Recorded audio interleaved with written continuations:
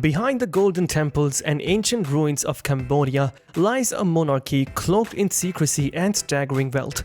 While the nation battles poverty and political unrest, the royal inner circle enjoys private jets, hidden offshore accounts, and vast business empires that stretch across Southeast Asia. This is the story you were never meant to see. Inside the secret billionaire life of Cambodia's royal elite. In Cambodia, land is more than just property, it's power, and no one holds more of it than the royal family and their elite allies. While King Norodom Sihamoni is often portrayed as a ceremonial monarch, members of his extended family and loyal insiders wield quiet control over some of the country's most valuable land assets. From Phnom Penh's booming urban districts to remote natural reserves, vast plots are tied directly or indirectly to royal interests. Over the past 2 decades, large-scale land concessions have turned swaths of Cambodian land into profitable zones for luxury development, resorts, malls, and gated communities. Royal affiliates often secure these concessions through obscure shell companies or joint ventures with foreign investors, particularly Chinese firms, with the monarchy's blessing ensuring minimal resistance. One of the most controversial aspects of this control is forced evictions. Entire communities, including indigenous groups and urban poor, have been displaced under vague legal grounds to clear land for development. Protests are often silenced, and compensation is either minimal or non-existent. These actions rarely appear in mainstream Cambodian media, as the royal family's image remains tightly controlled. The elite's urban real estate holdings in Phnom Penh, especially near the Tonle Sap and Mekong riverfronts, are some of the most expensive in Southeast Asia.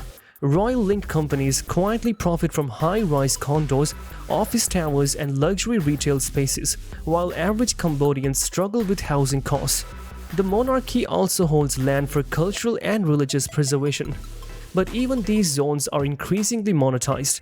Temple-adjacent areas become tourist hotspots, filled with businesses that pay high rental fees, often to companies controlled by royal insiders. Despite the opulence and scale of these land holdings, public records remain sparse. The lack of transparency in Cambodia's land registry system allows royal-linked entities to shield ownership and obscure revenue sources. Behind Cambodia's royal facade lies a network of business that few dare to question. While the monarchy projects an image of cultural stewardship and national unity, many of its extended members have quietly built sprawling business empires shielded behind layers of proxy companies and loyal allies. These companies are registered under the name of close friends, distant relatives, or trusted officials. They operate in nearly every sector of the Cambodian economy, from construction and real estate to telecommunications, energy, hospitality, and even gambling. The real beneficiaries, however, are often seated within or adjacent to the royal palace. One example is the booming construction sector. As Phnom Penh transforms into a skyscraper-filled capital, many of the contracts for infrastructure and real estate projects are awarded to companies with opaque ownership structure. Insiders claim that royal connections ensure approval, preferential treatment, and tax benefits for these businesses. In some cases, state land is sold or leased to these firms at far below market value, generating massive profits. Telecom, another lucrative sector, is indirectly influenced through licensing decisions and strategic partnerships. Companies with royal ties often dominate mobile networks and internet services, sometimes partnering with foreign investors under exclusive deals approved at the highest levels. Casinos, particularly in border towns like Poi Phat and Sihanoukvale, also come into play. Though controversial, these establishments rake in billions annually. Royal proxies are believed to own stakes in several major casinos, benefiting from a sector often linked to money laundering and shadow finance. While King Sihamoni himself maintains a low profile and modest public image, the same cannot be said for many within his extended royal circle. Influential princes, princesses, cousins, and elite aides live lives of extraordinary comfort and quiet opulence, far removed from the daily struggles of ordinary Cambodians. Members of the royal circle often travel the world in private jets or aboard government-funded aircraft, staying at 5-star hotels in Paris, Geneva, Tokyo, and other global cities. The monarchy's base of power in Phnom Penh includes not just the royal palace but several lesser-known estates scattered across the city and countryside. These royal residences are equipped with imported furnishing, custom art collections, private chefs, and round-the-clock security, often paid for through a mix of state funds and personal investments. Education also plays a major role in the elite lifestyle. Children and grandchildren of the royal circle often attend prestigious schools and universities abroad. Particularly in France and Switzerland, carrying titles and family prestige that open doors to elite institutions. This international grooming strengthens the family's connections with global power brokers while reinforcing its aura of inherited privilege. Royal vehicles are another symbol of luxury. Convoys of armored Mercedes-Benz cars, Lexus SUVs, and luxury sedans with royal plates are commonly seen on the roads, often escorted by police even during private travel. These perks are rarely questioned and are legally protected under the umbrella of royal immunity. Even the royal wardrobe reflects unimaginable wealth. Designer fashion, custom silk garments, and gold-threaded ceremonial robes are staples at public events. Royal family weddings, birthdays, and national ceremonies become lavish affairs broadcast on TV, where floral displays, jewels, and imported decor showcase excess masked as tradition. Perhaps no single international relationship defines modern Cambodia's royal elite more than their deep strategic and highly profitable connections with China. Over the past 2 decades, billions in Chinese investment have flowed into Cambodia, and much of it has been brokered or directly approved by individuals tied to the monarchy or ruling elite. These ties aren't just about diplomacy, they're about mutual benefit. While China secured a loyal political ally in Southeast Asia, Cambodia's royal inner circle gains financial leverage, construction contracts, and preferential deals through these powerful partnerships. Sihanoukville is the most glaring example.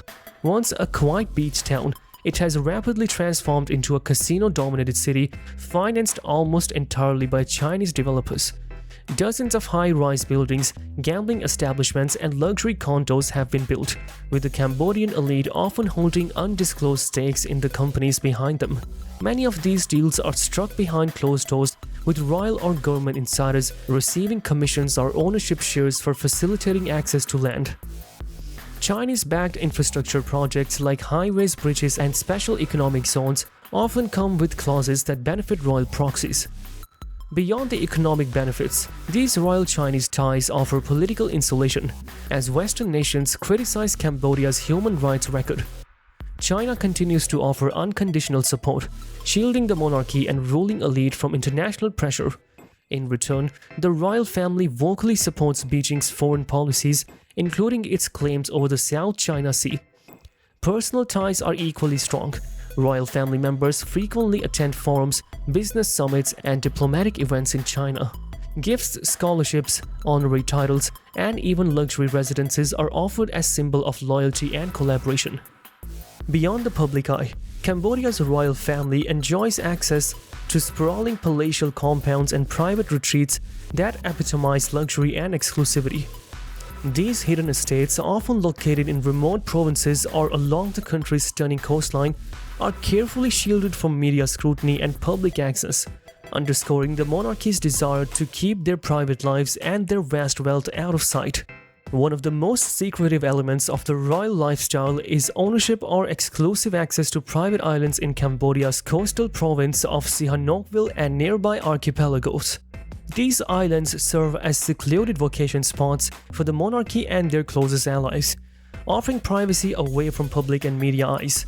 Travel to these locations is typical by private yacht or helicopter, modes of transport reserved exclusively for the royal inner circle. Despite Cambodia's status as a developing nation with widespread poverty, the contrast is stark.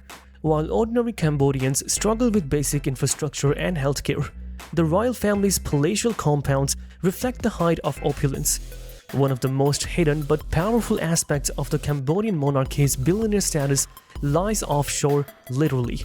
Like many elites worldwide, members of the royal family and their closest associates leverage complex international banking networks and offshore companies to conceal, protect, and multiply their wealth. Offshore financial centers in places like the British Virgin Islands, Panama, Switzerland, and Singapore provide legal yet secretive environments where assets can be held away from public scrutiny. These jurisdictions offer confidentiality, low or zero taxes, and corporate structures that make it difficult to trace ownership or the flow of funds. Documents uncovered in global investigations such as the Panama Papers and Pandora Papers have hinted at Cambodian figures connected to offshore holdings. While direct royal family names are rarely disclosed, trusted proxies, relatives, and business allies are often the front owners of these companies, effectively shielding the true beneficiaries.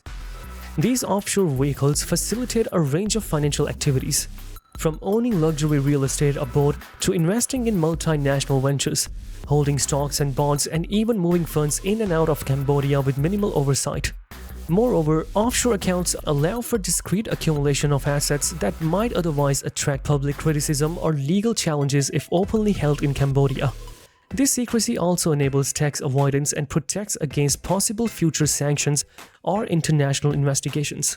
One of the major sources of wealth for Cambodia's feudal and royal elites lies beneath the country's soil and forests. The monarchy and its close circle exercise significant control over vast natural resources, including timber, minerals, and fisheries. Assets that are not only valuable economically, but also crucial for sustaining political power. Logging has been a particularly lucrative business for members of the royal inner circle. Cambodia's dense forests contain rare hardwoods priced on the international market. Despite laws aimed at conservation, illegal and semi-legal logging operations have thrived under the protection or direct involvement of powerful figures. Similarly, Cambodia's mineral resources such as gold, iron, and bauxite are sources of hidden income. Mining permits frequently go to firms tied to royal or elite families, sometimes awarded without transparent bidding processes. The extraction industries bring massive profits, often with little reinvestment in local communities or environmental safeguards. This creates a cycle where wealth concentrates at the top while surrounding areas remain underdeveloped. The fishing industry is another sector heavily influenced by the elite. Cambodia's extensive rivers and coastal waters provide abundant fish stocks, but fishing rights are often granted exclusively to companies connected to the royal family or political insiders. These firms export seafood to international markets, generating millions in revenue, while small-scale fishermen face increasing restrictions. By controlling these key natural resources, the monarchy consolidates its economic power and secures influence over large segments of Cambodia's economy. However, this control comes at a cost. Environmental degradation, displacement of indigenous communities, and loss of biodiversity are common consequences. Critics argue that the monarchy's resource exploitation perpetuates inequality and hinders sustainable development. Despite the immense wealth concentrated in Cambodia's royal family, public perception is carefully managed through strategic philanthropy and cultural patronage. This serves to soften their image, legitimize their rule, and divert attention from the stark inequalities tied to their lifestyle. Royal family members are known to sponsor and fund various charitable projects across Cambodia. These include building schools, hospitals, cultural centers, and religious monuments. Contributions to disaster relief efforts and community development programs are publicized widely, often with state media highlighting the monarchy's generosity. These philanthropic activities serve multiple purposes. It reinforces the narrative of the monarchy as a benevolent guardian of the Cambodian people, committed to national progress and cultural preservation. It also helps to maintain public loyalty and quiet dissent, especially in rural areas where state services are limited. Cultural patronage is another key aspect. The royal family plays an active role in promoting camera arts, dance, music, and traditional ceremonies, linking their legacy to Cambodia's rich history. Festivals, royal weddings, and religious observances often become national events broadcasted on television, fostering a sense of unity and continuity.